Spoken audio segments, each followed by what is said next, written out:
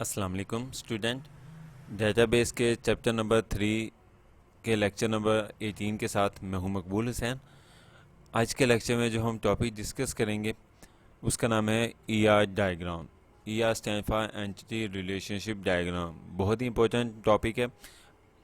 तो सबसे पहले देखते हैं ईआर डायग्राम क्या होती है।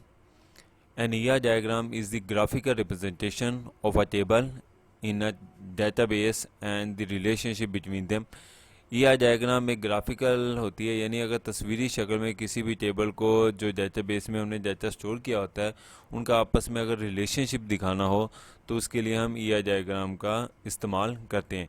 क्योंकि हम जब भी डेटाबेस में डाटा स्टोर करते हैं टेबल के अंदर तो उसको तस्वीरी शक्ल में दिखाया जाता है। तो तस्वीरी शक्ल के लिए जो हम मॉडल इस्तेमाल करते हैं, डायग्राम इस्तेमाल करते हैं, उस डायग्राम को एंटिटी रिलेशनशिप डायग्राम कहते हैं। मींस कि भी एक एंटिटी का दूसरी एंटिटी के साथ किस तरीके से ताल्लुक़ होता है या उसके लिए कौन कौन से सिंबल्स इस्तेमाल होते हैं, तो वो सब कुछ ईआर डायग्राम में दिखाया जाता है। तो it was developed by Peter चीन इन 1976। तो इसको ना पीटर चीन ने इंट्रोड्यूस करवाया था जो 1976 में। तो आइए चलते हैं इसके सिंबल्स वगैरह देखते हैं। यानी ईआर डायग्राम के जो सिंबल्स हैं वो ER diagram different symbols to represent 3 types of information as follow. तो आमतौर पर 3 किस्म के सिंबल्स हैं जो हम इस्तेमाल करते हैं एंटिटी रिलेशनशिप डायग्राम में। तो सबसे पहले है जी रेक्टेंगल, सेकंड है डायमंड और लास्ट जो है ओवल है। ये तीनों डिफरेंट डेफिनेशंस हैं, इनके डिफरेंट सिंबल्स हैं। तो आइए चलते हैं सबसे पहले वन बाय वन इन तीनों को देखते हैं।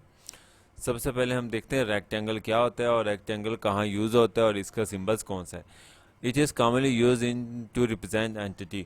जब भी हमने किसी भी एंटिटी को ग्राफिकल सूरत में रिप्रेजेंट करना हो, यानी तस्वीरी शक्ल में हमने डायग्राम की सूरत में किसी भी एंटिटी को शो करवाना हो, तो उसके लिए हम रेक्टेंगल का इस्तेमाल करते हैं। तो an entity can be person. Entity कोई भी पर्सन हो सकता है, प्लेस हो सकता है, थिंग्स हो सकती हैं, या इसके अलावा कोई भी इवेंट्स वगैरह हो सकता है जो जिसमें हम डाटा को कलेक्ट करते हैं और उसको मेंटेन करते हैं किसी भी सिस्टम में।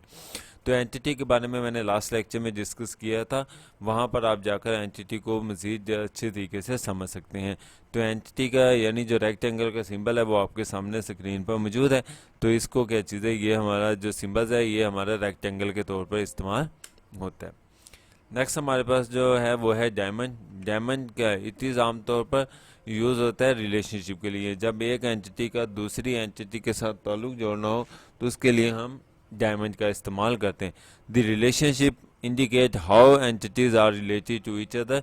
जिस तरीके से मैंने बताया कि एक एंटिटी का दूसरी एंटिटी के साथ ताल्लुक़ कैसा, यानी एक टीचर का स्टूडेंट के साथ क्या ताल्लुक़ है, या एक बुक का एक बुक स्टोर के साथ क्या ताल्लुक़ है, ठीक है हो गया, या एक मैनेजर का एक ब्रांच के साथ क्या ताल्लुक़ होगा। तो उसके लिए हम जो रिलेशनशिप करेंगे वो हम डायमंड के ज़रिए बताया जाता है।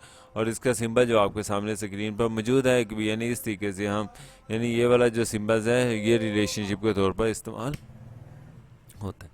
नेक्स्ट हमारे पास जो सिंबल्स है जो ये डायग्राम में इस्तेमाल होता है वो है ओवल। तो it is use to represent attributes. जब भी हमने किसी भी एंटिटी की जो करेक्टरिस्टिक्स बतानी है, यानी उसमें कौन कौन सी खसूसियात हैं, तो वो हम उसके लिए जो सिंबल इस्तेमाल करते हैं वो है ओवल।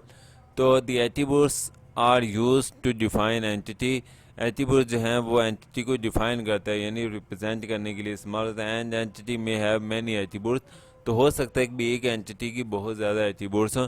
जिस तरीके से मिसाल के तौर पर एक स्टूडेंट है, ये एक एंटिटी है, लेकिन उसके एट्रीब्यूट्स, उसका रोल नंबर, उसकी क्लास, उसके सब्जेक्ट, उसकी फ़ीस, उसके मार्क्स जो हैं वो सारी जो हैं वो उसकी एट्रीब्यूट्स कहलाती हैं। तो एट्रीब्यूट्स की डायग्राम आपकी स्क्रीन पर मौजूद है, यानी ये जो है जो डायग्राम आपको नज़र आ रही है ये एट्रीब्यूट्स है, इसको हम ओवल भी कहते हैं। आइए चलते हैं हम इसको एक एग्जांपल के ज़रिए समझते हैं जो बुक में दी भी गई है। तो एग्जांपल ये है डायग्राम की है, जो ये डायग्राम में यानी कार मैन्युफैक्चरर्स है, यानी एक कंपनीज है जो कार जो है ना बनाती है। तो इसका रिलेशनशिप ये देखें आपस में सारा बनाया गया है। लाइसेंस है, डीलरशिप है, स्टॉक्स हैं, कार्स हैं जो बिल्ड करती हैं मैन्युफैक्चरर्स, इसके अलावा कंट्रैक्टर्स हैं, शिपर्स हैं, ट्रांसपोर्ट्स हैं। तो ये सारा एक दूसरे के साथ रिलेशनशिप जो है ये बनाया गया है। तो इनको हम वन बाय वन डिस्कस करते हैं, यानी एक एक डायग्राम को देखते हैं। यानी इस डायग्राम में हर पार्ट्स को अलग-अलग देखेंगे और उसको हम समझेंगे कि एक एंटिटी का दूसरी एंटिटी के साथ क्या रिलेशनशिप है, यानी वो वन टू मैनी है या मैनी टू मैनी है या वन टू वन रिलेशनशिप है, तो ये हम डायग्राम में देखते हैं। सबसे पहले हम जो डायग्राम डिस्कस करेंगे उनमें है मैन्युफैक्चर बिल्ड्स का। तो ये डायग्राम आपके सामने मौजूद है, यानी मैन्युफैक्चर जो है यानी एक कंपनी जो है वो मुख्तलिफ़ किस्म की कारें जो हैं वो बनाती है और दूसरे साइड पर जो है ना कार है। अब देखा जाए तो ये मैन्युफैक्चर यानी एक फैक्ट्री है, तो वो एक यानी ये जो सिंबल्स है ये ओनली वन को शो करता है, यानी कम अज़ कम एक और ज़्यादा से ज़्यादा भी एक, यानी must one and only one, ना एक से ज़्यादा ना एक से कम। तो ये वन को शो करता है ये सिंबल्स।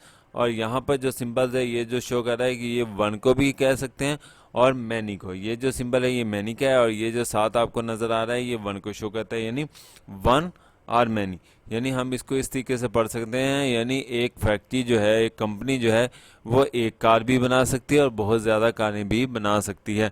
मिसाल के तौर पर होंडा एक फैक्ट्री है जो बहुत ज़्यादा कारें बनाती है, तो होंडा जो है वो एक कार भी बना सकती है और बहुत ज़्यादा कारें भी बना सकती है।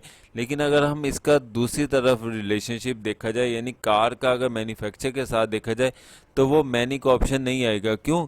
क्योंकि एक कार जो है वो सिर्फ एक ही फैक्ट्री में बनती है, एक कार जो है वो बहुत ज़्यादा फैक्ट्री में नहीं बन सकती। यानी जो होंडा कार है वो होंडा कार सिर्फ एक ही फैक्ट्री में बनती है, वो एक से ज़्यादा फैक्ट्रियों में नहीं बनती। ये नहीं हो सकता कि एक होंडा फैक्ट्री एक कार है वो कोरोला की कंपनी में भी बनती है और होंडा की कंपनी में भी बनती है, ऐसा नहीं हो सकता। तो जो एक फैक्ट्री है वो एक कार तो बनाएगी और ज़्यादा कारें भी बना सकती है, तो इसलिए वन एंड मैनी का ऑप्शन आता है। ठीक है, तो यानी एक कार तो लाजमी बनाएगी और एक से ज़्यादा भी बना सकती है, ऐसा नहीं हो सकता एक भी फैक्ट्री जो है वो एक कार भी ना बनाए। उसके बाद जो हमारा दूसरा रिलेशनशिप है मैन्युफैक्चर लाइसेंस डीलरशिप, यानी एक कंपनी जो है वो एक डीलरशिप को भी लाइसेंस दे सकती है कारें बेचने के लिए और ज़्यादा डीलरशिप को भी लाइसेंस दे सकती है। तो इस तरीके से यानी मैन्युफैक्चर जो है वो लाइसेंस डीलरशिप यानी एक मैन्युफैक्चर बहुत ज़्यादा को या एक को लाइसेंस दे सकती है डीलरशिप को। तो अगर इसका अपोजिट देखा जाए तो यानी क्या एक डीलरशिप बहुत ज़्यादा फैक्ट्रियों की से लाइसेंस ले सकता है? ऐसा नहीं हो सकता। यानी जो होंडा फैक्ट्री का डीलरशिप है वो सिर्फ होंडा की ही कारें बेचेगा, ये नहीं हो सकता कि वो होंडा की कारें भी बेच रहा है और कोरोला की कारें भी बेच रहा है, ऐसा नहीं हो सकता। तो इसलिए क्या चीज़ है, एक कंपनी सिर्फ एक को भी दे सकती है और बहुत ज़्यादा डीलरशिप को भी दे सकती है, और ये लाजमी दे सकती है, लाजमी देगी, क्योंकि फैक्ट्री ने खुद कारें नहीं बेचनी होती, फैक्ट्री मैन्युफैक्चर ने क्या चीज़ है डीलरशिप के ज़रिए ही कारें जो हैं वो सेल करना होती हैं। उसके बाद आगे है जी मैन्युफैक्चर कॉन्ट्रैक्ट शिपर यानी जो जहाज़रान कंपनियां होती हैं उसे कहा जाता है।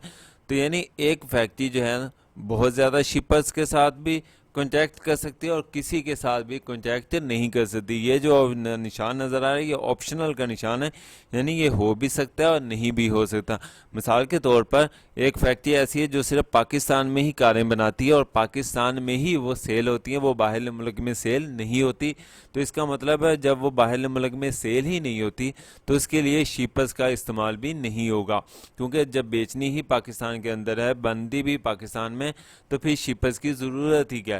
लेकिन एक ऐसी कंपनी जो जिस तरह होंडा कंपनी है वो जापान में बनाई जाती हैं, लेकिन वो बहुत ज़्यादा शिपर्स के ज़रिए दुनिया में के मुख्तलिफ ममालिक में शिपर्स के ज़रिए जाती हैं। तो इसलिए क्या चीज़ है, यानी शिपर्स जो है वो ऑप्शनल है, यानी वो एक के साथ भी हो सकता है, बहुत सारों के साथ भी हो सकता है और नहीं भी हो सकता। ठीक हो गया। तो ये इस तरीके से शिपर्स जो है वो अपोजिट भी हो सकता है। अब हमारे पास शिपर्स ट्रांसपोर्ट कार, यानी शिपर्स जो है वो सेम वही चीज़ की भी एक कार भी लेकर जा सकता है और बहुत ज़्यादा कारें भी लेकर जा सकता है। और इसके अलावा अगर दूसरी तरफ देखा जाए तो कार जो हैं वो एक शिपर्स के ज़रिए भी जा सकती हैं और किसी के ज़रिए भी नहीं जा सकती। हो सकता है कार्स को शिपर्स की ज़रूरत ही ना पड़े, तो इसलिए क्या चीज़ है बगैर यानी वो जहाज़ों की बजाय चाहे शिपर्स की बजाय वैसे ही हम उसको एक जगह से दूसरी जगह मूव कर सकते हैं, लेकिन अगर वो मुल्क के अंदर ही मौजूद हैं। अब आता है नेक्स्ट जो है वो डीलरशिप स्टॉक्स का। तो यानी एक डीलरशिप जो है वो बहुत ज़्यादा कारें भी स्टॉक कर सकता है और एक कार भी स्टॉक कर सकता है, लेकिन एक डीलरशिप एक किस्म की ही कारें स्टॉक कर सकता है, ज़्यादा किस्म की कारें जो है वो स्टॉक नहीं कर सकता। उम्मीद है आज का लेक्चर आपको समझ आया होगा। बुक को अच्छी तरीके से रीड करें और अगर किसी किस्म का क्वेश्चन है तो आप मेरा जो यूट्यूब का चैनल है कंप्यूटर ट्यूटोरियल हब, इस पर आकर आप मुझसे मैसेज करके पूछ सकते हैं। अपना ख्याल रखिएगा। अल्लाह हाफिज़, फ़ी अमानिल्लाह।